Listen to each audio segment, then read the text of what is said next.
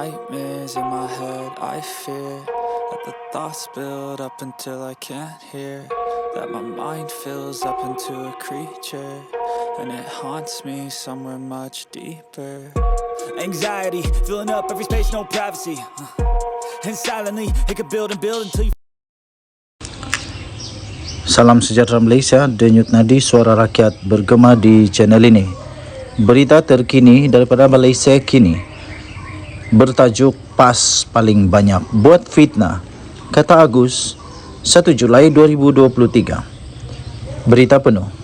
PAS merupakan parti politik paling banyak telah membuat fitnah dan terkait dengan saman di mahkamah. Demikian kata Ketua Pengarah Jabatan Komunikasi Komuniti JKOM Muhammad Agus Yusof. Menulis di Facebook, Muhammad Agus menyenaraikan permohonan maaf dibuat oleh pemimpin PAS selepas melakukan sesuatu dakwaan kepada musuh politik mereka. Di antaranya permohonan maaf oleh Pesuruhjaya PAS Negeri Perak Razman Zakharia kepada Anwar Ibrahim kerana mendakwa Perdana Menteri itu membawa agenda songsang LGBT dan menyokong agenda komunis. Menurutnya, pada 22 Jun yang lalu, Adun Kubu Gajah Khalil Yahya memohon maaf kerana mendakwa Perdana Menteri melantik ahli Parlimen Seputi Teresa Kok sebagai pengerusi Felda. Terbaru pula, pada 25 Jun yang lalu, katanya Akbar Haraka Deli pula memohon maaf kerana mendakwa bekas ahli DAP Mohamed Razali Abdul Rahman pernah menjadi penasihat khas Lim Guan Eng. Katanya dalam kenyataan tersebut, jika hendak disebutkan senarai fitnah PAS paling banyak, kata Muhammad Agus yang turut menyenaraikan kes saman fitnah terhadap pemimpin PAS sejak tahun 2017. Agus berkata, sebagai sebuah parti Islam, PAS sepatutnya membawa akhlak yang baik dan bukannya membuat persepsi serta tanggapan tanpa bukti. Katanya, tidak setuju kritiklah.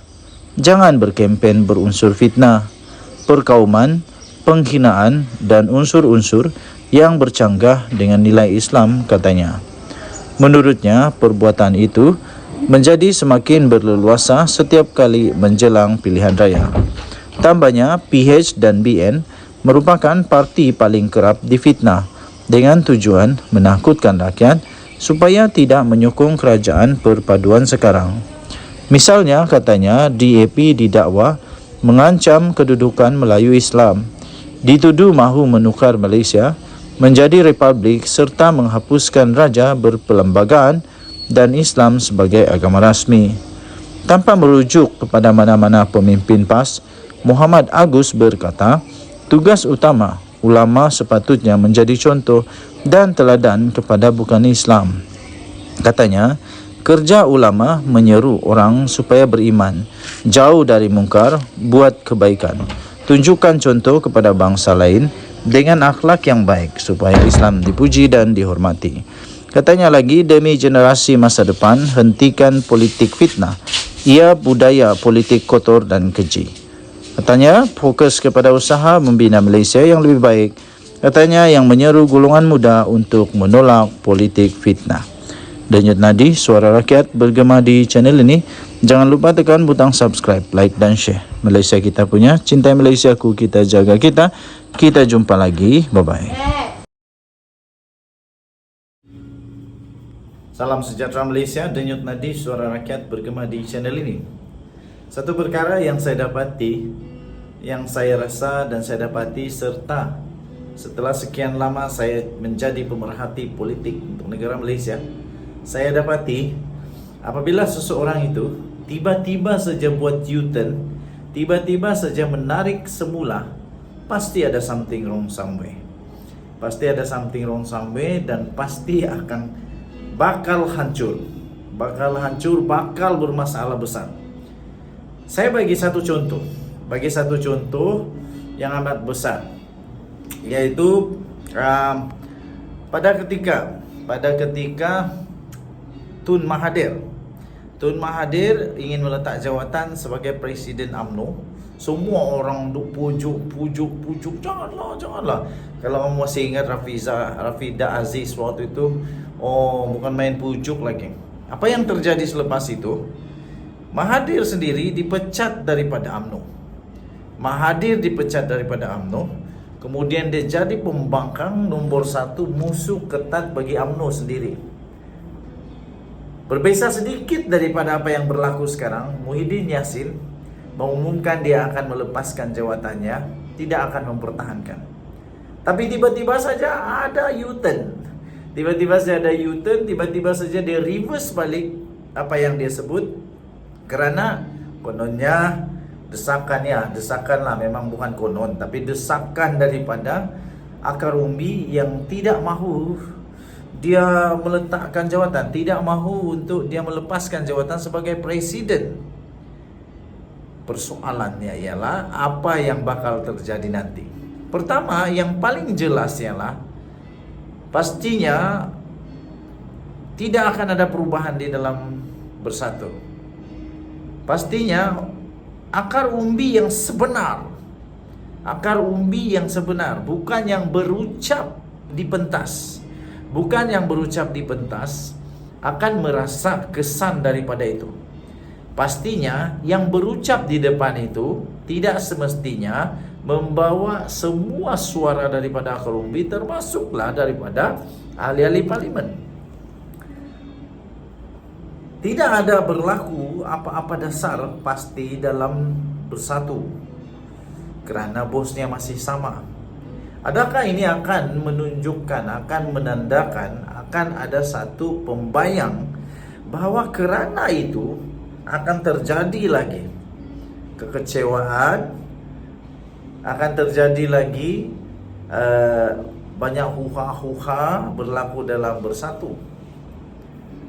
Adakah ini sebagai petanda mungkin berlakunya lagi melompat sokongan kepada Anwar Ibrahim? Tuan-tuan dan puan-puan yang dihormati sekalian, kedua ialah tidak ada harapan untuk Hamzah Zainuddin atau Azmin Ali atau sesiapa saja termasuk Peja untuk menjadi presiden. Jadi setakat ini tidak akan ada apa-apa harapan untuk Hamzah Zainuddin jadi presiden, untuk Azmin Ali jadi presiden, untuk Peja jadi presiden. Menurut banyak penganalisis politik, sebenarnya sekarang ini dalam Bersatu, menurut mereka salah satunya yang menulis ialah Sabudin Husin. Sabudin Husin menulis kemungkinan adanya kem di dalam Bersatu. Kem Azmin Ali, kem Hamzah Zainuddin, dan mungkin juga kem Faisal Azumu. Kem ini sebenarnya menunggu masa untuk yang sesuai untuk memastikan yang mereka sokong itu boleh jadi presiden. Tapi nampaknya kalau benar Muhyiddin Yassin tetap mempertahankan dia punya kepresidenan di Bersatu, maka dengan itu tak ada lagi harapan untuk sesiapa jadi presiden Bersatu. Jadi kita akan melihat satu episod di mana kemungkinan berlaku UMNO nombor 2. Apakah Muhyiddin Yassin pula akan menerima nasib seperti Mahathir yang mula-mula dihalang, dipujuk, nangis-nangis ahli-ahli UMNO waktu itu supaya Mahathir tak letak jawatan. Tapi apa yang terjadi seterusnya ialah Mahathir sendiri dipecat oleh UMNO. Adakah ini akan berlaku kepada Muhyiddin Yassin? Adakah selepas ini, selepas dipujuk, akhirnya terjadi UMNO 2.0 untuk Muhyiddin Yassin? Adakah Muhyiddin Yassin akan kena karma pula? Akan kena karma di mana Mahathir telah menjadi antara pengasas kepada Parti Bersatu, tetapi dipecat daripada Bersatu. Adakah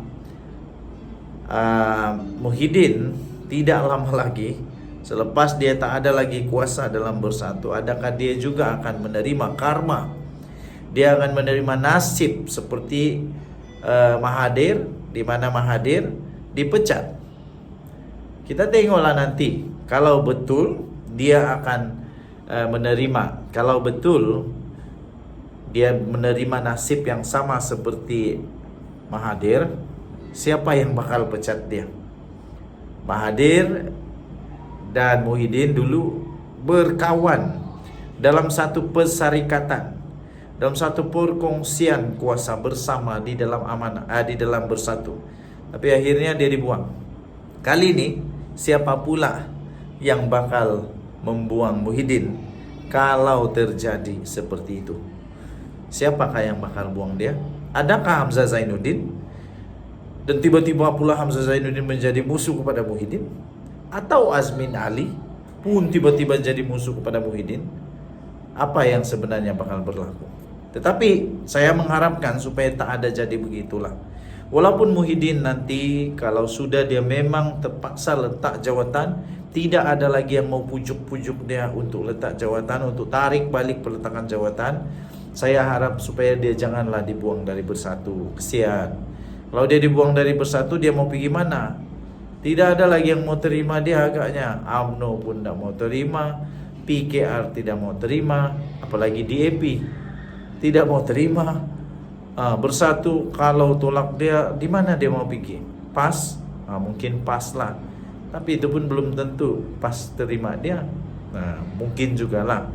Sebab selama ini PAS terima juga bekas musuh ketat di dalam UMNO, akhirnya menjadi ahli di dalam PAS. Jadi orang besar pula tuh. Oke, tuan-tuan dan puan yang dihormati sekalian, apa yang bakal berlaku selepas ini kita nantikan bersama-sama. Denyut Nadi, suara rakyat bergema di channel ini. Bye-bye.